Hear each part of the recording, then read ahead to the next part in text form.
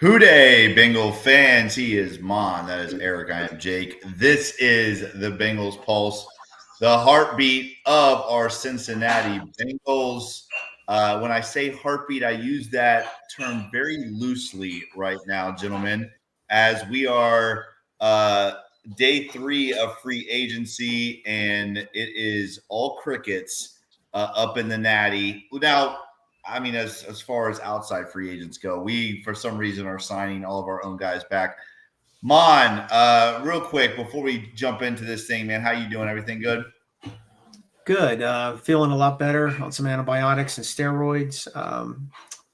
I'm doing good. I'm probably going to go back to work tomorrow and feeling a lot better about my health. Not so much free agency. which affects all of our health, right? That's right. That's right. Eric, how you doing, bud? You good? Yeah, I'm just waiting for the Bengals to wake up so that we can wake up. We thought it was going to be a really, really busy week, and it's been kind of feels like mid-January, maybe February. No news is not good news, so Yeah, for real. ready to get going. Well, let's dive into it. Again, obviously, not a ton to talk about tonight. Hopefully, we have some emergency podcasts here in the next couple of days, like tomorrow. Hopefully, but first of all, I want to thank everybody for jumping in tonight and joining us. We love you guys. You guys are awesome. We appreciate it. We're going to talk a little bit about the guys that we have signed, gentlemen, and maybe the guys that are still out there that are available. But before we do, Mon, I want to ask you this because, have we been led on a wild goose chase by Duke Tobin? Because he told us two things: one, that they were going to be very active in free agency, and two, that we weren't going to be seeing a lot of the same faces. And neither one of those have been true because the Bengals have re-signed. Since we went on last, they re-signed Cam Sample. They have re-signed Joseph Aside, Marco Wilson. I think you really could count Samaje Perine as a re-sign. BJ Hill, and then obviously Grandy and some of those other guys. Mike Gesicki, obviously a good one. And then obviously Cody Ford. But Mon, what's going on? Why are we repeating with some of the guys that we had last year? What are the Bengals thinking? It's a great question. It's a really, really good question. I guess the way Duke Tobin talked at the combine, it planted a seed of hope. He was very direct, very open about what needs to happen. And so, as a longtime Bengal fans, free agency is usually a dull process for the Bengals. But the last few years, we have been spoiled with some great free agent signings. So you combine that with Duke Tobin, what he said. I think I'm freezing up. Did you guys see that? Okay. I think what Duke Tobin said, what Duke Tobin said at the combine got a lot of hope. And, we expected the Bengals to come out at, 1 hour after, the tampering period started that. And we expected 5 or 6 free agents to be under contract. It hasn't happened. My only concern is this. We all know, we've talked about it for multiple episodes, what the big glaring weaknesses are for the Bengals, and they haven't really addressed them. I just don't want them to get to the point to where there's nobody left that can really come in and be a massive upgrade.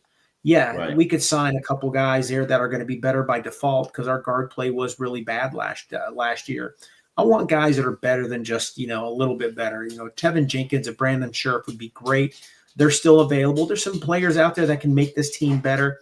Let's just not let it dry up completely. Okay, if you don't want to spend like a drunken sailor, I appreciate that. They don't want to, have these huge bad contracts. Fair enough. But don't keep on dragging out to where these guys end up signing with teams and we miss out. That happened last year at the defensive line spot. It got to the point there was nobody left that could really make the roster better. So we had to, depend on Zach Carter's development, J2 Afele, these guys, and it didn't work out. So I just don't want it to get to that point. There's some good players out there that can help us. Let's sign them. And I do like some of the signings we have.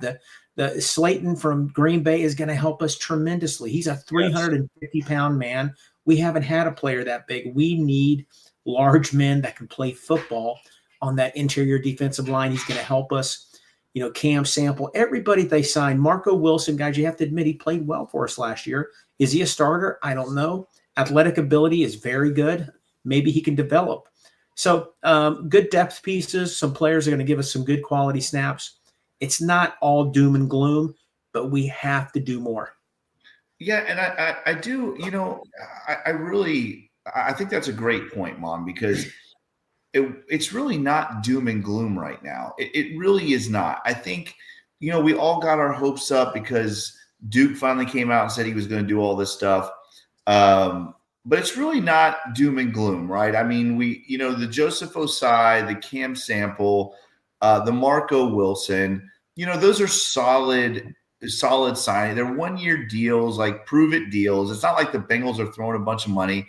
Cam Sample was supposed to be a big contributor this year before he got hurt in August. So, hopefully Joseph Osai looked good at the end of the year. Marco Wilson looked good at the end of the year. I think really more than anything is right now, the doom and gloom is that you look at the guard position on this football team and you're looking at Jackson Kirkland, you're looking at Cody Ford, and you're looking at Volson. And that cannot be number one, a starter of any of those three guys, and number two, guys that group trying to compete for a starting job. I mean, I think the doom and gloom part of this whole thing is that these guards are flying off the board, and there's still a couple solid guys. Sheriff, I know we'll talk about him a little bit, and obviously Jenkins from the Bears, and Mekhi Becton. We are told the Bengals are not in on that one, but there's still some guards out there. I think if the Bengals walk away with this thing with Tevin Jenkins and Sheriff, I think we're in good shape. But it's crickets right now. And this is the other thing, and Eric, I'll ask you this first. This is the other thing about it, right, is that the Bengals are not making these deals, and the three big ones still aren't being signed. So why the hell? You got to do one or the other, right? I mean, I get it if you're not signing these free agents because the Trey Hendrickson deal gets done, and the Tee Higgins deal gets done, and the Jamar Chase deal gets done. I get it, but there is nothing worth talking about happening right now in Cincinnati, Eric.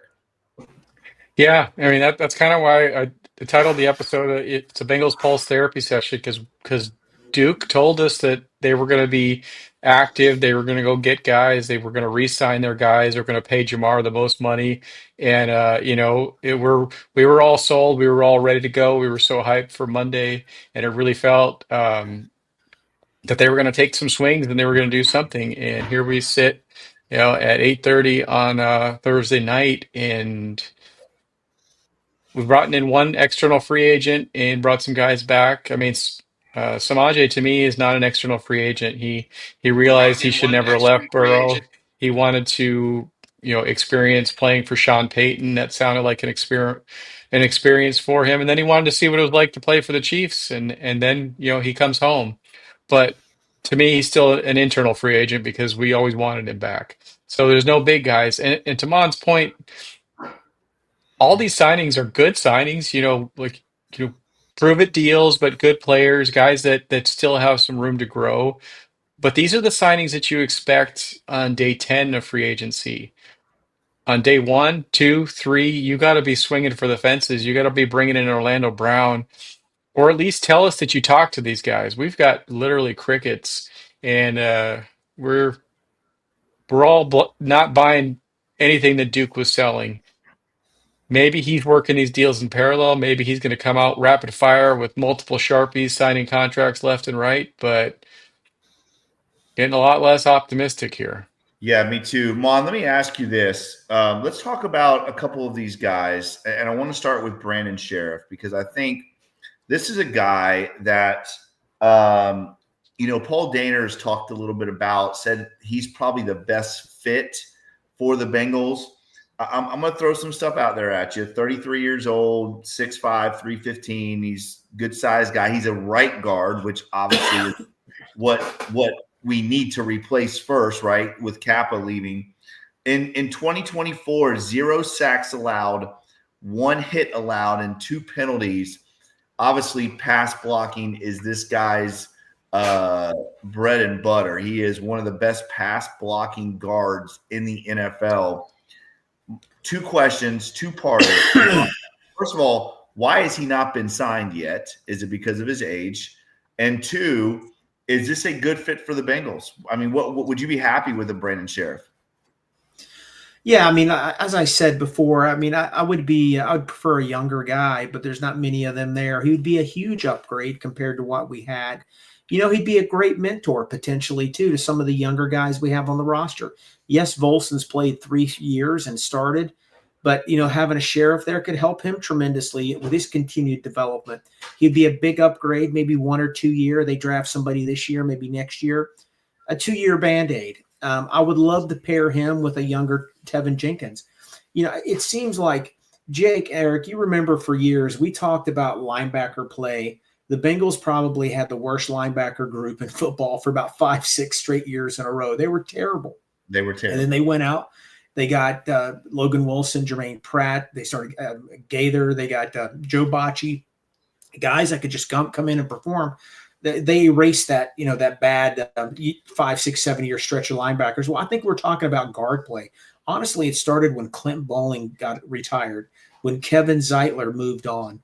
Things went downhill. Kappa stabilized it a little bit. But, we continually talk about interior offensive line and guard play.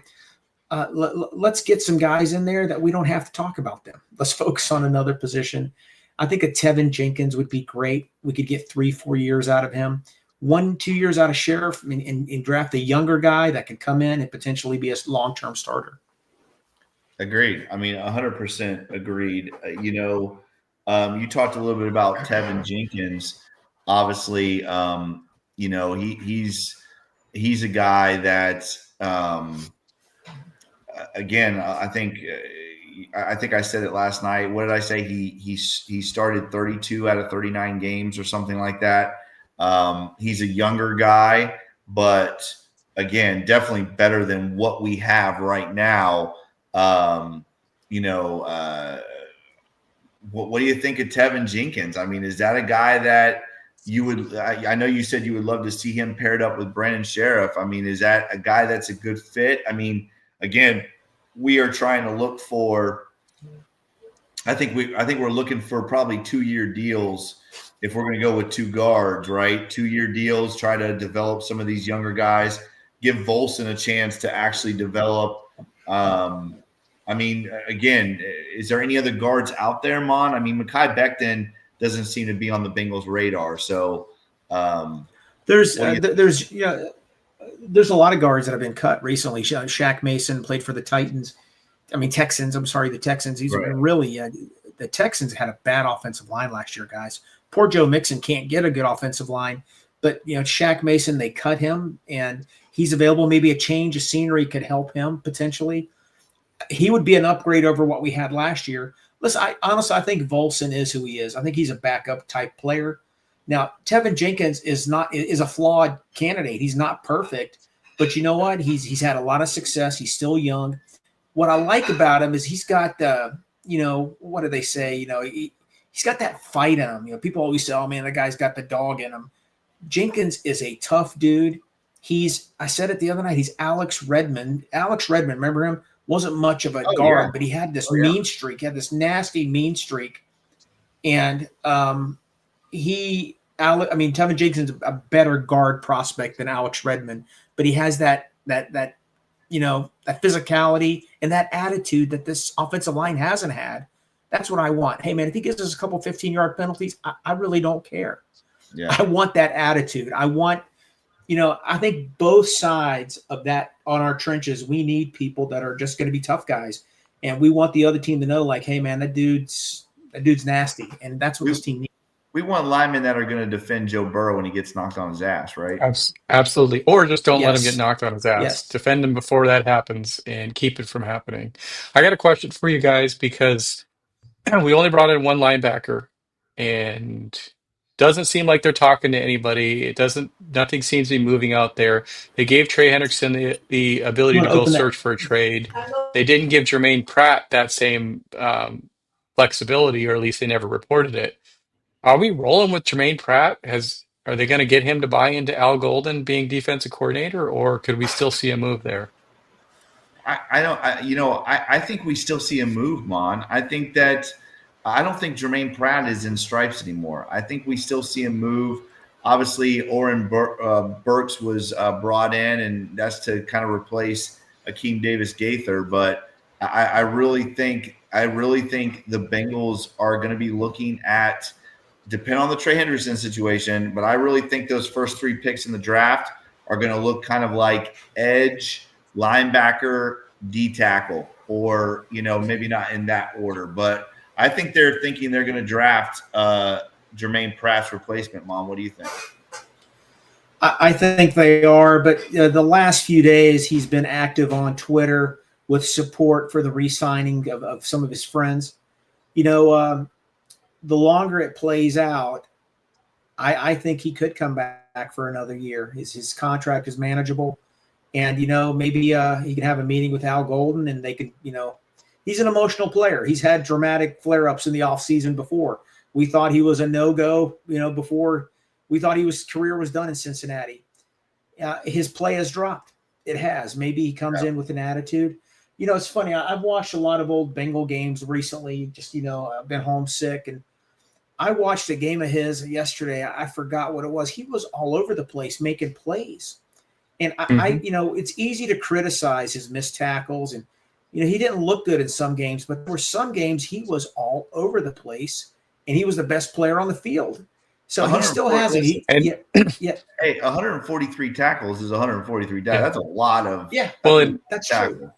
And he really went south this year when he had to have the green dot, when he had to call plays, when he wasn't able to react and just be a football player. I think that if he buys in and sticks with Al Golden's system and we get Logan Wilson back, I think that he's gonna shine back in this system. Look what he did when Al Golden was there before.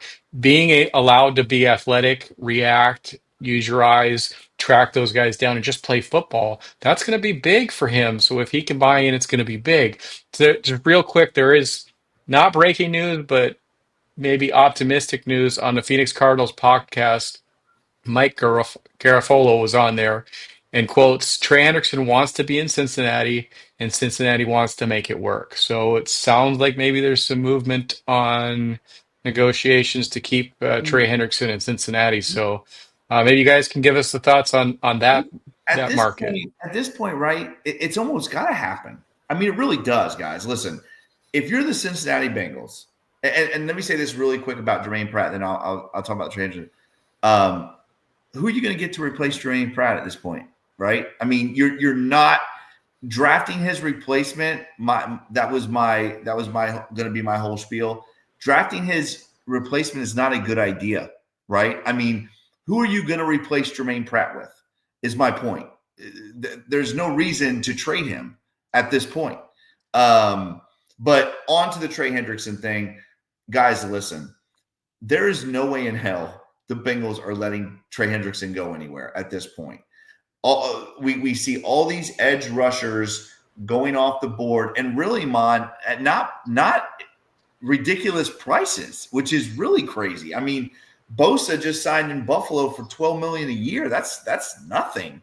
Some of these other guys that we really liked are going off the board for really pennies when you talk about that position, the value position of the edge rusher. Trey Hendrickson's not going anywhere because who the hell are you going to replace him with? There's no one out there to replace Trey Hendrickson's value or to replace his production with. They almost have to get this done, right, Mon? I mean, if not, we are in serious, serious trouble if they do not get the Trey Hendrickson situation fixed. I agree. I think it's going to happen. The longer this plays out, it's better for the Bengals. You're seeing a lot of teams that were supposedly in the market for him signing other players. I think what the Bengals need to do is just rip up this contract they got right now. He's going to make $18 million. Rip it up. Give him a 2-year contract for $55 million, and let him play for 2 more years. $55,000. Come on, man. Give him a Best Buy gift card for $10. $55,000. Give him 55. Yeah. Hey, listen. That might be what Mike Brown offered. That might maybe they forgot a couple zeros and Trey's like, what the hell, guys? Get him a 2-year, $55 million contract, or guess what? Keep this contract. Give him a 2-year extension on top of that with $50 million. And then guess what? They could be an easy out. I saw the contract that they gave B.J. Hill. B.J. Hill is basically a 2-year contract because year 3 they could get out of it with minimal cap hit. Right. Construct something like that. Do something like that. Give him 3 years. Guess what? If he's still producing at a high number after year 2 of this new contract, the last thing you're going to do is let him go in year 3. Okay. Yeah. The guy is a warrior. He makes the Bengals better, and he's that leader in the locker room. No, guys, I said it again. I know I'm a broken record. He's a one-man machine, Jake. You know that. Yeah, there is nobody on the other side that can take off the heat. I mean, I don't think the fans give him enough credit for that. And to criticize his run support, come on, man. You know what's funny? Is, guys, is that that report that came out and they talked about Trey, GMs are saying that the money's there, but the Bengals are being ridiculous. Listen, if you're willing to pay Trey Hendrickson $30 million a year, and I'm just throwing that number out there because that's what's being thrown out, then you're telling me that the Bengals asking for a first and a third, if that's the case, and maybe a player or something else, you're telling me that's ridiculous? If you're willing to pay this guy $30+ million a year, a first round pick is pretty good.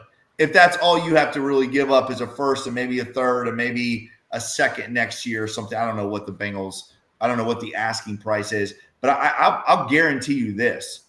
I said this from day one when all this went down.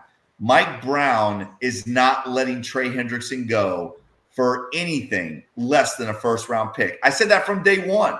And everyone's like, no, that's not, they're going to, no, that's not how Mike Brown operates. And Trey Hendrickson his value is worth that. Isn't it crazy if a team is saying, oh, you're ridiculous asking for a first round pick, but we're going to pay him $30 million a year? I mean, isn't that the dumbest thing you've ever heard? Yeah, I didn't agree with some of that. Diana Rossini said some of the GMs are saying that. He's an elite NFL player. And, people start breaking out his weaknesses. And, there was a local Cincinnati radio host who has a lot of followers. I enjoy his show. He's a great guy.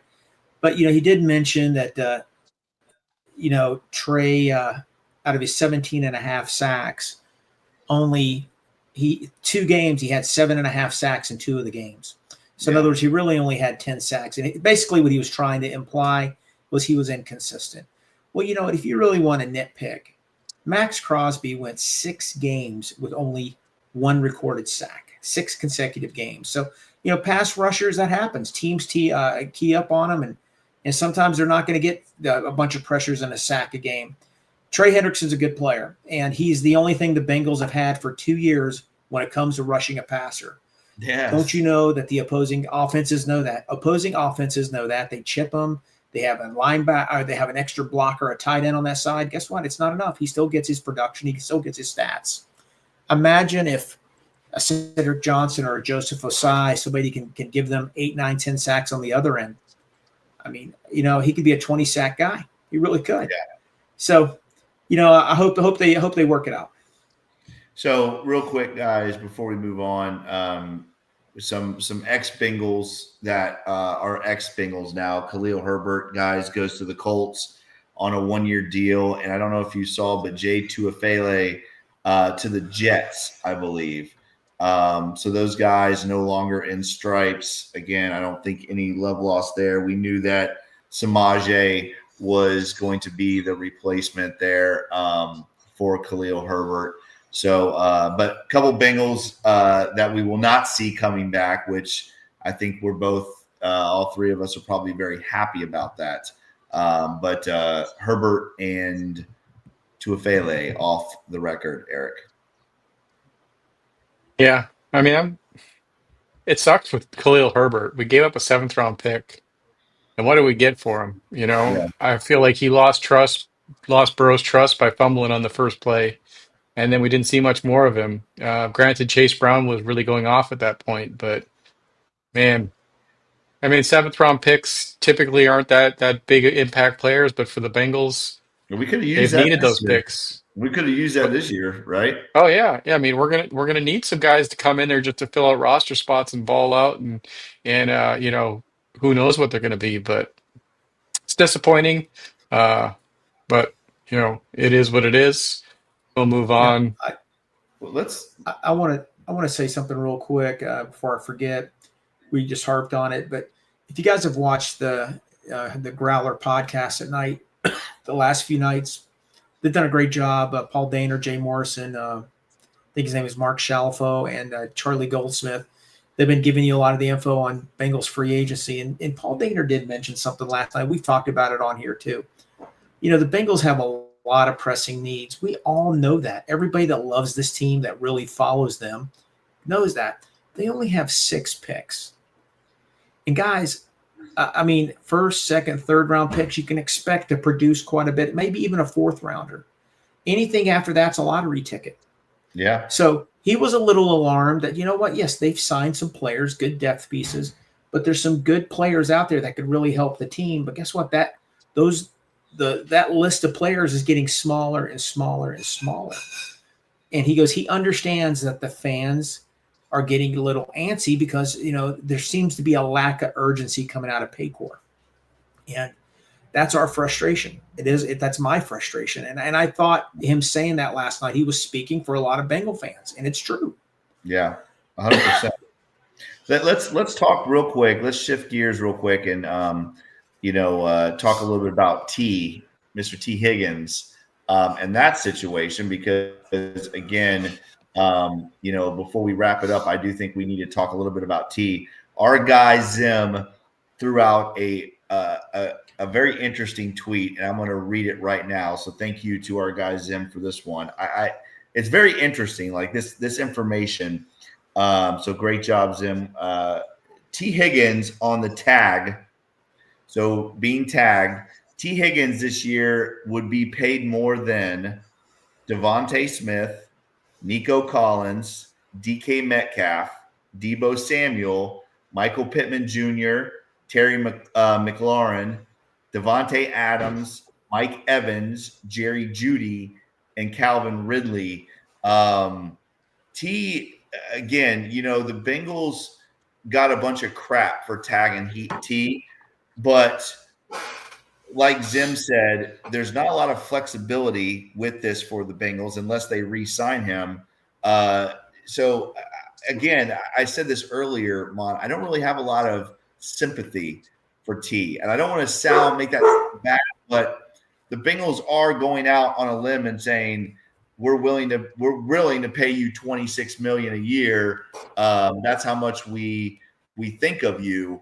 Does Tee Higgins does this deal get done sooner rather than later? Because we have heard a lot of different reports out there. Most people think that the Jamar Chase and the Tee Higgins situation is a wrap and is going to get done. Mon, what are your thoughts before we get out of here? Jamar is getting done. That's a no-brainer. We all know that. But the Tee Higgins thing, I hope it does. I'm thinking it will. If the Bengals can't strike a deal, can't get the right number, and they sort of force him to play on a $26 million tag, that could be a poison pill for this team. I don't want him to turn on the team and say, hey, I'm not going to play, blah, blah, blah. I don't want that to happen. I'm not saying it's going to happen, but the longer we wait and they don't strike a deal, I think it could be bad. It could be really bad. fingers crossed it doesn't happen. Hopefully they get this done. I think it's a shame they haven't already gotten it done. But it's sort of handcuffed this organization a little bit because, that $26 million number you're talking about will go down. It's going to go down quite a bit, and it's going to add $6, $7, $8 million to our salary cap. So, could that have been a guard that we're in bidding? Like, are we bidding with the Seahawks for Tevin Jenkins right now? I heard it's between us and Seattle right now. So could that $6 million, let's say that Tee Higgins cap it would have been lower. Could we use that to entice him to come to Cincinnati? Could we use that money to keep Mike Hilton here? Right. Somebody talked about that today. Julian Blackmon is talking to the Bengals, the safety for the Colts. So the Bengals are looking at the safety spot. Let me just throw this out there. I know we're about to wrap it up. Can Mike Hilton potentially play some snaps at safety? I know he's on the short side, but there's a lot of safeties out there that are shorter, but Mike Hilton definitely has the toughness for it. So I don't know. Yeah. We'll see. Let's get T signed, lower that cap number. Maybe we can target another player. So, and I think it has to get done before the draft because you can't go into this season with Tee Higgins playing on the tag because you're essentially saying you're going to let him walk next year. You can't go into this not being able to extend him and then not getting any trade capital for him at all. You don't trade him granted you could trade him in June for next year's picks, but if we're losing T for this year, we need draft picks this year. So in my opinion, it has to get done before the draft. And if they play him on the tag, it's malpractice because you're just shooting your organization in the foot. Yeah, people will say, "Oh, we'll get comp picks and whatnot." You're not guaranteed a comp pick because you know what you got to do? You lose T. Now next year you got to go out and sign somebody to replace T or sign some other free agents. And the way you get comp picks is it doesn't equal out. You lose a player for $35 million a year, you sign a player for $10 million a year, you get like a third round pick. It's not going to be the same. So either they sign him by the draft or trade him, and I'm hoping they sign him and soon. Yeah, I agree. Good point. Excellent point. Yeah, and again, I agree with you. Like, it's got to get done before the draft, and I think more so just so the Bengals have some comfortability of what they need to draft too, right? That's part of it. Is like, okay, I think the Bengals really want to go all in on the defensive line when the draft comes around. I think it's defense. But I do think the T situation definitely gets done before the draft. It's kind of weird. I have this feeling that, the Bengals did all of their, we heard Samaje at the podium today. We heard Mr. Slayton, the new big man, at the podium today. So it feels like the Bengals are kind of wrapping up and officially getting these guys in the organization. Maybe there could be some more stuff coming down the road. We will see, but we will be here on the Bengals Pulse if anything happens. I got one last question for you guys. Sorry to interrupt here. Go ahead. We hear that the Giants are interviewing Joe Flacco. They're trying to get Russell Wilson. They're trying to get this and that. Why aren't teams calling for Jake Browning? Man got us to 9-8, almost in the playoffs with Joe Burrow not there. Would either of you flip a third round pick if somebody came and offered it for Jake Browning? I wouldn't. I would be hard pressed to, just because of the importance of that position. A third round pick. Second, what would your value be? Eric, if you're looking for a backup quarterback, I would go with Joe Flacco any day over Jake Browning. I know Jake Browning had a great 6-7 game stretch. They're looking for a starter. They're looking for a starter. I don't know. Listen, there's a tweet about Trey Hendrickson here that from James Palmer says that he thinks the asking price has come down to a second round pick for the Bengals, and that some NFL executives still expect a trade to happen. So I don't know. That's two NFL insiders with two different takes. So that's going to be interesting. Bob, I'm distracted by a hockey game over here. I'm sorry that you noticed that.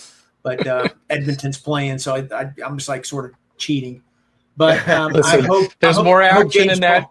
There's more action in that game than there is here. So Mon's cheating on us. Well, I hope James Palmer is wrong. Eric, we are going to go live, right? If there's any breaking news, why don't you let the listeners know what the plan is? I mean, that's been the plan all week. We'll be on standby. Obviously, we'll see. We'll see. Maybe we should say no. We refuse to go live if the Bengals break news, and that'll happen. Maybe someone needs to put a rally cap on or do something. Mon, grow the stash back. Maybe by the time we see the stash, we'll have a signing. I'm not allowed to grow the stash because my wife thinks, hey, man, the Valentine girls will come back because the stash is back. Oh, my God. That's a good Are you point. sure she's not begging you to grow it back for that reason? That's the point. The women love Mon's mustache for sure. I'm on a lot of pills right now because of my sickness. I'm a little, whatever. I want to apologize for my Twitter meltdowns the last couple of days. When you're sick and you stay at home, you just don't know what to do. You start tweeting. Well, listen, I'm a little concerned, Mon, because I start my spring break tomorrow, and I'm really concerned that I might go the Mon path on Twitter and just crash out every day. We'll see. Hopefully not. All right. Okay. I'll be home. I'll be home around 4 tomorrow. So if there's any breaking news, I'm off Saturday. Sunday, I'll be out of town going to a concert. But if there's any breaking news, let's do a pod. Yeah, absolutely. Peter, Paul, and Mary, Mon, what's the concert? It's pretty close, actually. I figured. My wife bought me tickets to go see Foreigner. Woo! Oh, that's a good one. I like it. It's in St. Augustine. It's a nice amphitheater. The sad part is no original members of Foreigner are still in the band. I know. It's going to be kind of weird. No, but they're still good. They're still good. That's good. That's a good Technically, I was born in another country. I'm a foreigner, so it's all good. Hey, and you're still here. That's right. All right, guys. So listen, hey, thank you guys so much for joining us. I know we're a little short tonight, but we're planning on come on, Bengals. We're planning on having some emergency podcasts this weekend. So just stay tuned and we'll let you know if we're going to go on live. But thank you guys so much again for joining us. We love you. We appreciate you as always. If you like this podcast, make sure you like, share, and subscribe to this podcast. Make sure you check us out on all the awesome podcast platforms, Apple, Stitcher, Spotify. As always, guys, if you like this podcast, make sure you give us that 5-star review. We very much appreciate that. Always, guys, follow Mon on Twitter at @TheFireMon. Follow me on Twitter at Coach Jake Owens 9. Follow Eric on Twitter at eFlash with 2 H's 88. As always, guys, follow the Cincinnati Podcast on Twitter at CincinnatiPod. And guys, please follow the Bengals Pulse on Twitter at Bengals_Pulse9. The same on Instagram without the at Bengals_Pulse9. As always, guys, check out all the awesome podcasts right here on the Cincinnati Podcast Network. Mon, we're going to let you go watch your Edmonton Oilers do what they do. I could not see what the cup said. It's a Disney cup. I was saying cheers to everybody. Put the duck, Mon. Put the duck cup away. All right, here's Mon. He is Eric. I'm Jake. This is the Bengals Pulse. Hoo day, Bengal fans. Hopefully, we talk to you very soon. Have a good one, guys.